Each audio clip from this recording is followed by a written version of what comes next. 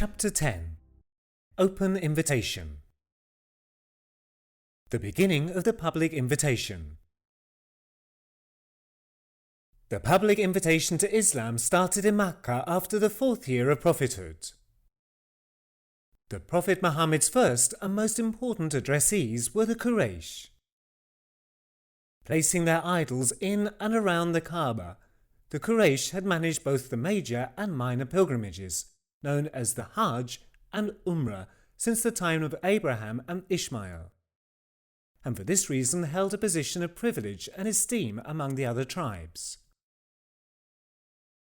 They erected the idols of various tribes both inside and around the Kaaba in order to take full advantage of the visiting pilgrims. Difficult days awaited the Prophet, who continued to invite members of his family and close friends to Islam. This was because he was now instructed to openly convey the truths revealed to him to the Meccan polytheists, and commanded to warn all those he could reach, starting with those closest to him. The Prophet began this arduous struggle, which was to continue for close to 20 years until the conquest of Mecca, with a feast to which he invited his closest relatives. About 45 people, members of the Banu Hashim and Banu al-Muttalib clans of the Quraysh tribe, attended this banquet.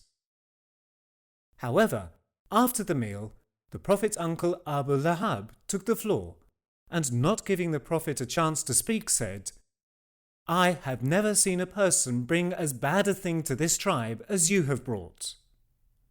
Upon this, all the guests left. Greatly saddened by this adverse outcome, the Prophet organized another meeting a few days later.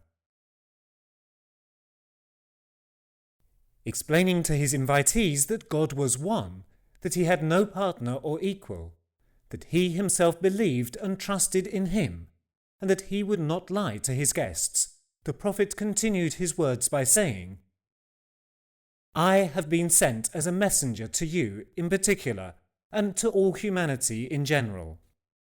I swear by Allah, you will die just as you fall asleep. You will be resurrected just as you wake from sleep. You will be called to account for your deeds. You will receive reward in response for your goodness and punishment in response to your evil. Both paradise and the fire are eternal. You are the first I have warned." The Prophet's uncle Abu Talib declared that he was impressed by the Prophet's words and that he would support him, but that he would not abandon the religion of his forefathers. His other uncle Abu Lahab told his relatives to prevent the Prophet, that they would be humiliated if they accepted his invitation, and that they would be killed if they protected him.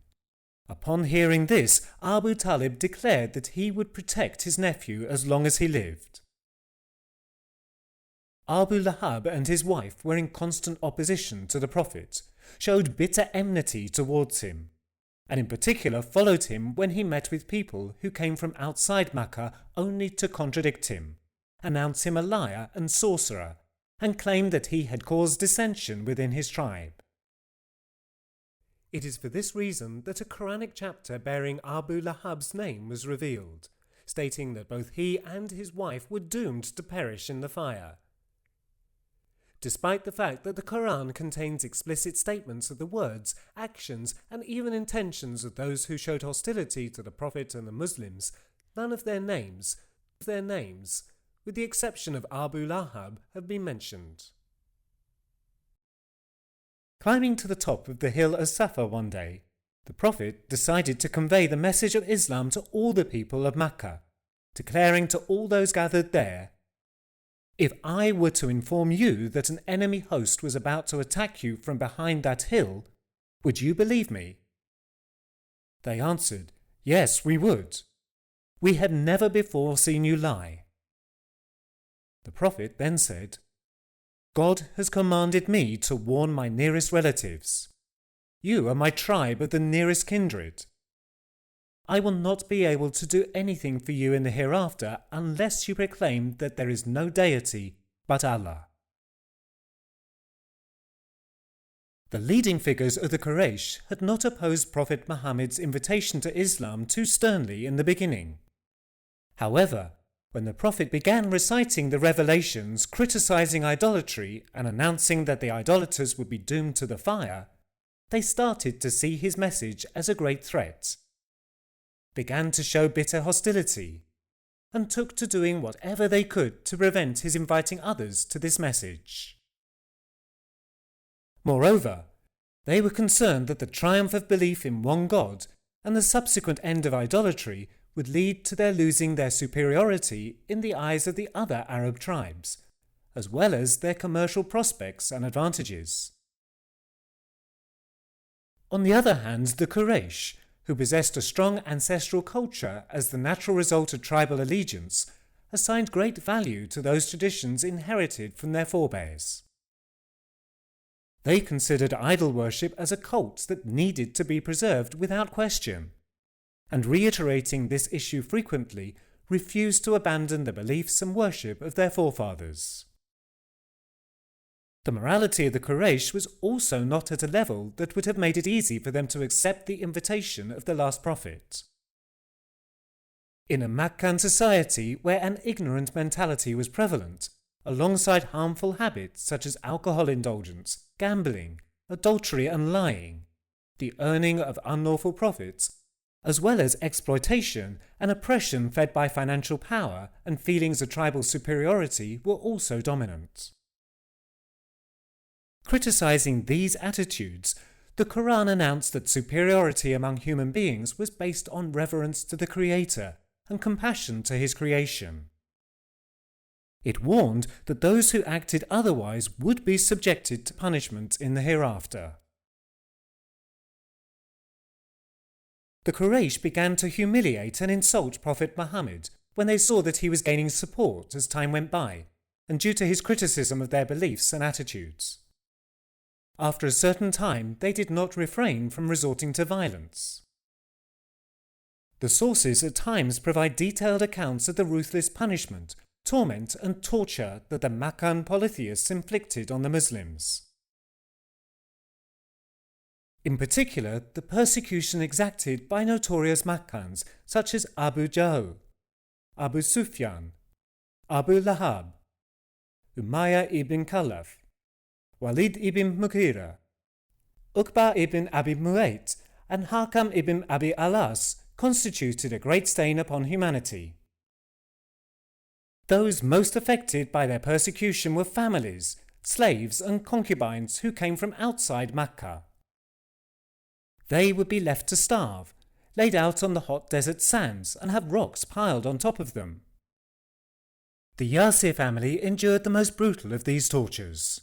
Coming to Mecca in search of his missing brother, Yasir was taken under the protection of Abu Huzaifa from the Banu Makhzum tribe and married his concubine Sumayya. The famous companion Ammar ibn Yasir was born of this marriage. Yasir, Sumayya and Ammar were among the first Muslims and responded with patience to the torment and torture of the polytheists. Eventually, Sumayya, killed under Abu Jahl's brutal torture, earned the title of the first martyr in the history of Islam. Yasir was also killed under torture on the same day. Ammar, who survived, reached the point when he was no longer able to bear the excruciating torment and was forced to speak in favour of the idols Lat and Uzza and against the Prophet. Just as soon as he escaped the persecution, he went to Prophet Muhammad and explained the situation to him. The Prophet, seeing the great distress that Ammar suffered, asked him what he had felt while uttering those words. Ammar replied that there was no change whatsoever in his faithful heart. Upon this, informing him that there was nothing wrong with his behaving in such a manner under these conditions, providing he kept his belief, the Prophet advised him to act in the same manner if he was subjected to the same treatment again. Those weak and enslaved, such as Bilal al-Habashi, Suhaib from Rum, Byzantium, Habab ibn Arat, and Abu Fuqayya, and concubines such as Zinire, Ubays, Nabdiya, and Lubayna, also faced great torment for the sake of their beliefs. Among the slaves, Bilal al-Habeshi, the first person to accept Islam after Khadija, was subjected to severe torture by his master, Umayyah ibn Khalaf. He was dragged through the streets of Makkah, a rope being tied around his neck and given to the hands of children. At noon, Umayyah ibn Khalaf would lay him out on hot sands, put huge scorching stones on his chest, demand him to abandon belief in the one God and profess belief in the Lat and Uzza idols instead. Notwithstanding all this suffering, Bilal, having great difficulty breathing, would proclaim his unwavering belief, saying, "He is one! He is one!" On the other hand, well-to-do Muslims were also exposed to various kinds of persecution and punishment. For instance, Uthman's uncle, Hakan ibn Abi Alas, exerted great pressure on him by cutting off his financial support and tried to thus force him to abandon his belief. Sa'd ibn Abi Waqqas faced the resistance of his mother. A verse was even revealed for this reason, stating that obedience to parents was not necessary when they urged their children to deny God. Abu Ubaidah ibn Jarrah faced great hostility from his father after becoming Muslim. Abdullah ibn Mas'ud was beaten unconscious because he publicly recited God's revelation at the Kaaba. He was left covered in blood. While Musab ibn Umayr was the son of an affluent family and grew up in prosperity, he faced strong reaction from his family because of his acceptance of Islam and was deprived of any kind of financial support, with even his clothes being taken from him.